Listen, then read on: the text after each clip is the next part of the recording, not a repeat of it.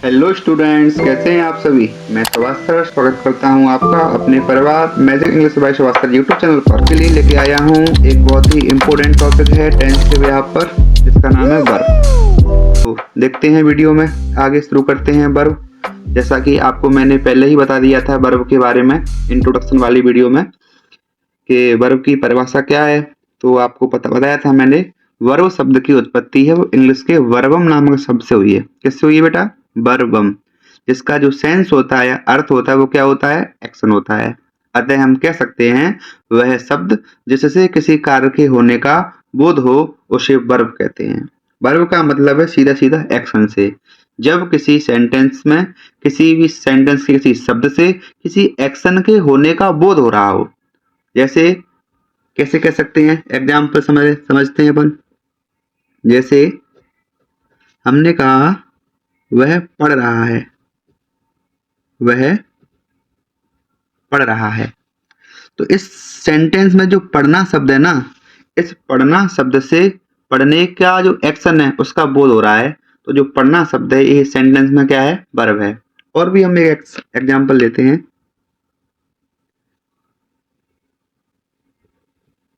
बच्चे खेल रहे हैं, बच्चे क्या कर रहे हैं? खेल रहे हैं। तो यहाँ जो खेलना शब्द है इससे एक्शन का बोध हो रहा है, तो ये भी क्या है? वर्ब है। क्योंकि अपन टेंस का टॉपिक कंटिन्यू कर रहे हैं, तो टेंस के बिहाफ पे हमने जो वर्ब है उस वर्ब को मेनली दो भागों में डिवाइड कर रखा है। कितने भागों में डिवाइड कर रहा है? दो भागों में। हालांकि जो वर्ब टॉपिक है वो अपने आप में बहुत ही बड़ा टॉपिक है, लेकिन इसको टेंस के बिहाफ पे हम बहुत ही ब्रीफली समझेंगे। और चूंकि टेंस का टॉपिक चल रहा है तो टेंस के बिहाफ पे हमने मात्र इसको दो भागों में डिवाइड कर रखा है। दो भाग कौन से हैं? पहला भाग है अपना हेल्पिंग वर्ब। कौन सा है? Helping verb. और दूसरा भाग क्या है? Main verb. तो हमने क्या किया, वर्ब को मेनली दो भागों में डिवाइड कर लिया। एक क्या है? हेल्पिंग वर्ब है, और दूसरी है मेन वर्ब। अब आप कहेंगे सर जी हेल्पिंग वर्ब क्या होती है और मेन वर्ब क्या होती है? क्योंकि नाम से ही स्पष्ट है, हेल्पिंग वर्ब को हिंदी में बोलेंगे सहायक क्रिया। क्या बोलेंगे? सहायक क्रिया। मेन वर्ब को क्या बोलेंगे? मेन वर्ब को बोलते हैं अपन मुख्य क्रिया। क्या बोलते हैं? मुख्य क्रिया। किसी भी शब्द की जो परिभाषा होती है वो परिभाषा उसके अर्थ में ही छिपी रहती है। हमें सिर्फ कोशिश करनी होती है उस छिपे हुए अर्थ को पता लगाने में। तो सबसे पहला पॉइंट है अपना सहायक क्रिया का। तो देख, तो सहायक क्रिया क्या होती है? तो हम कहेंगे सहायक क्रिया क्या होती है, देखना ध्यान से। वह क्रिया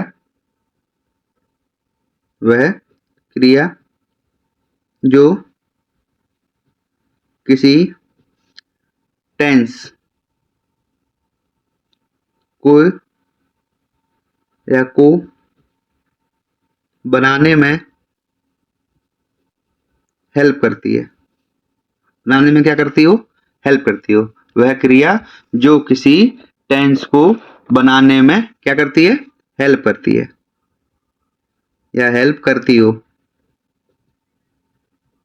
क्या कहलाती है? हेल्पिंग वर्ब कहलाती है। हेल्पिंग वर्ब कहलाती है। फिर से देखते हैं, वह क्रिया जो किसी टेंस को बनाने में हेल्प करती हो हेल्पिंग वर्ब कहलाती है। बहुत सुंदर बात। आगे चलते हैं, मुख्य क्रिया क्या होती है? मुख्य क्रिया वो होती है भाई साहब कि वह क्रिया जो किसी टेंस का या किसी टेंस का मेन पार्ट हो। कौन सा हो? मेन पार्ट हो। वह क्रिया जो किसी टेंस का मेन पार्ट हो, उसे क्या कहते हैं? उसे अपन कहते हैं मेन वर्ब। मेन वर्ब कहलाती है। कोई दिक्कत? वह क्रिया जो किसी टेंस का मेन पार्ट होती है या जिसके बिना टेंस बन ही नहीं सकता, उसे हम क्या कहते हैं? मेन वर्ब कहते हैं। एग्जाम्पल देते हैं अपन। एग्जाम्पल की बात करते हैं तो मैंने कहा आपसे भाई साहब कि आई एम प्लेइंग। ध्यान से देखना, मैंने कहा आपसे I am playing. I am playing आपने भी देखा कि क्या लिखा है, मैं खेल रहा हूं। यहाँ जो एम है, एम से एम को देख करके हम कह सकते हैं कि टेंस प्रेजेंट का कॉन्टिन्यूअस है। कौन सा टेंस है? प्रेजेंट का कॉन्टिन्यूअस है। यदि मैं इस एम को हटा करके क्या कर दूं यहाँ पर वॉच, बहुत ध्यान से समझना, बहुत ही इंपॉर्टेंट पॉइंट है। मैं कह दूं आपसे आई वॉज प्लेइंग। मैंने कुछ भी चेंज नहीं किया, मात्र एम को उठा करके क्या लिख दिया, वाज। अब ध्यान से देखना, जब तक ये एम थी तब तक ये टेंस कौन सा था, प्रेजेंट का कॉन्टिन्यूअस। जैसे ही वॉज आ गई, टेंस कौन सा हो गया, पास्ट कॉन्टिन्यूअस। तो इस वॉज ने ही तो बताया टेंस कौन सा है। वॉज ने टेंस को पहचानने में या बनाने में हेल्प की, इसीलिए हम इसको क्या कहते हैं, हेल्पिंग वर्ब। देखो ऊपर क्या लिखा है, ऊपर लिखा है वह क्रिया जो किसी टेंस को बनाने में हेल्प करती है। तो टेंस को बनाने में इसने हेल्प किया, इसने भी हेल्प किया, इसीलिए इसको क्या बोलते हैं, हेल्पिंग वर्ब, टेंस को बनाने में या पहचानने में। अब बात करते हैं मेन वर्ब की। मेन वर्ब क्या होती है? मेन वर्ब वो होती है जिसके बिना कोई सेंटेंस बने ही ना। जैसे मैं कहूं आपसे ही प्लेस, ही प्लेस, वह खेलता है। इस सेंटेंस में जो प्लेस नाम की जो वर्ब है ना, इसको बोलेंगे हम मेन वर्ब। क्या बोलेंगे? Main verb. और एग्जाम लेते हैं, मैं कहूँ आपसे आई टॉट, मैंने पढ़ाया, TAUGHT, मैंने क्या किया, पढ़ाया। तो जो पढ़ाना है ये क्या है, वर्ब है, और वर्ब की कौन सी फॉर्म है, सेकंड फॉर्म है, जिससे कि ये पास्ट टेंस हो जाएगा और ये क्या हो जाएगा, प्रेजेंट टेंस हो जाएगा। ये हुआ आपका पहला पॉइंट। अभी हमने क्या समझा है, अभी हमने सिर्फ परिभाषा समझी है कि हेल्पिंग वर्ब क्या होती है और मेन वर्ब क्या होती है। इससे संबंधित 2-3 पॉइंट और हैं, अपन उन्हें भी बहुत अच्छे से समझने का प्रयास करते हैं।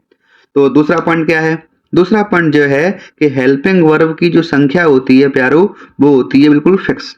हेल्पिंग वर्ब की संख्या कैसी है भाई साहब, ये फिक्स होती है, जो कि लगभग 24 होती है। हेल्पिंग वर्ब की संख्या फिक्स होती है, जबकि मेन वर्ब में ऐसा नहीं है। मेन वर्ब की जो संख्या है, मेन वर्ब की संख्या है वो अनलिमिटेड होती है। कैसी होती है, अनलिमिटेड। फिक्स कैसी होती है, जिसमें एज आ जाएगा, एम आ जाएगा, वॉज आ जाएगा, बर आ जाएगा, डॉट डॉट डॉट। इसमें क्या आएगा, इसमें तो बहुत सारी हैं, इसका तो कोई अंत नहीं है। जैसे पढ़ना, रोना, हंसना, खाना, खेलना, खिलाना। एक और बहुत ही इंपॉर्टेंट पॉइंट है, वो क्या है, इससे एग्जाम में नॉर्मली क्वेश्चन बनता है, वो पॉइंट है भाई साहब अपना, क्या है कि हेल्पिंग वर्ब के बाद में हम क्या लगाते हैं, नॉट लगाते हैं। जब भी सेंटेंस क्या बनाएंगे हम, नेगेटिव, तो हेल्पिंग वर्ब के बाद हम क्या लगाते हैं, नॉट। लेकिन मेन वर्ब हो गई सेंटेंस में, तो मेन वर्ब के बाद हम क्या लगाते हैं भाई साहब, मेन वर्ब के बाद में हम लगाएंगे नो। क्या लगाएंगे, नो।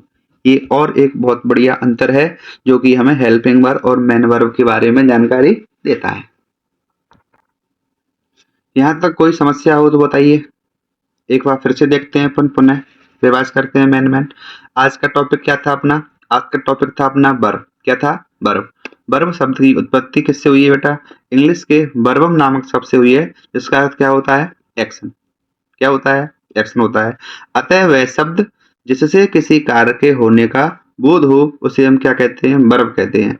वर्ब का मतलब होता है सीधे सीधा एक्शन। क्या होता है, एक्शन। एग्जाम्पल के तौर पर अपन ने क्या लिया, जैसे वह पढ़ रहा है, तो पढ़ने का क्या कर रहा है, वर्क कर रहा है, पढ़ने का काम कर रहा है, एक्शन कर रहा है, इसलिए पढ़ना बोलो क्या हो जाएगी, क्रिया। इधर वह बच्चे खेल रहे हैं, तो खेलना क्या हो जाएगी, क्रिया।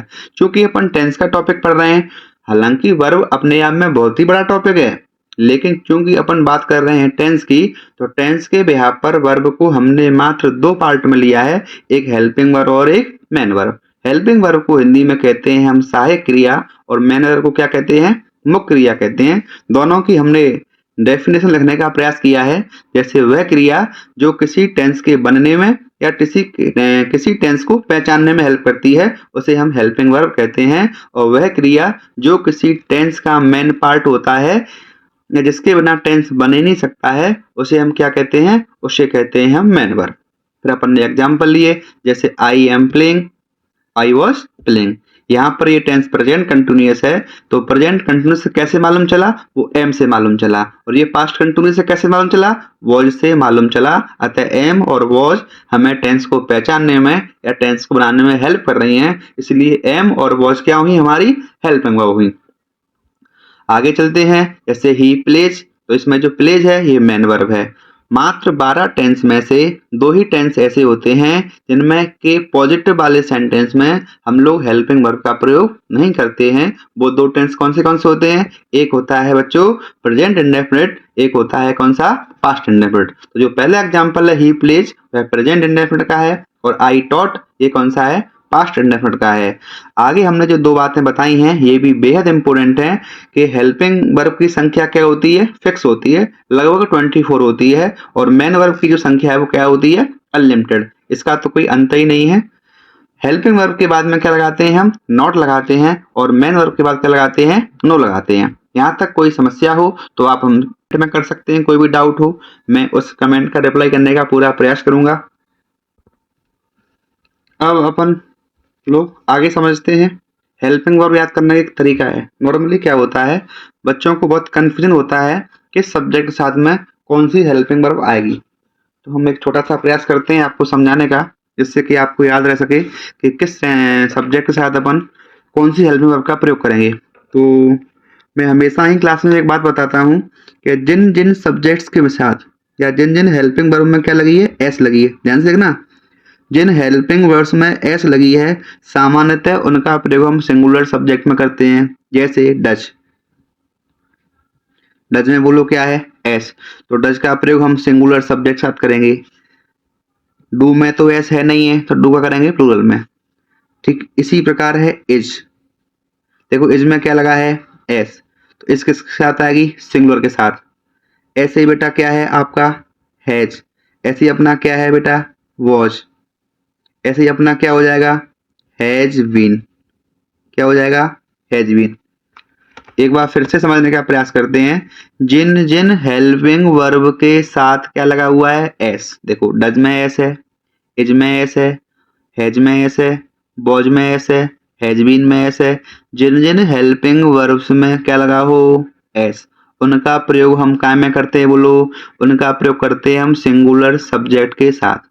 शेष जितनी भी हैं सब में बोलो क्या आ जाए, जैसे डू है इधर, इधर बेटा क्या आ जाएगा, आर आ जाएगा, इधर अपना क्या आ जाएगा, हैव आ जाएगा, इधर अपना क्या आ जाएगा, वर आ जाएगा, इधर अपना क्या आ जाएगा, हैव बीन आ जाएगा, हैव बीन। अब आप लोग कहोगे सर जी डिड, तो चूंकि डिड जो है वो तो एकमात्र है, डिड तो सिंगुलर में भी आएगी और प्लूरल में भी आएगी। ऐसे अपना क्या होता है, एक हेड होता है, तो जो सहायक क्रिया एक ही है तो उनका प्रयोग सिंगुलर में भी होगा और प्लूरल में भी होगा। ये तो रही बात किसकी, यहाँ से अपने 2 टेंस कवर होते हैं, प्रेजेंट टेंस और पास्ट टेंस। अब आप बात करोगे किसकी, सर फ्यूचर की। तो फ्यूचर में क्या होता है मैं आपको बताता हूँ, फ्यूचर टेंस की स्टोरी अलग है। फ्यूचर में क्या होता है, देखो समझना ध्यान से, फ्यूचर में एक सब्जेक्ट है आई और एक सब्जेक्ट है वी। क्या है, आई और बी। आई मतलब क्या होता है, आई मतलब होता है मैं, क्या होता है, मैं, और वी मतलब क्या होता है, हम।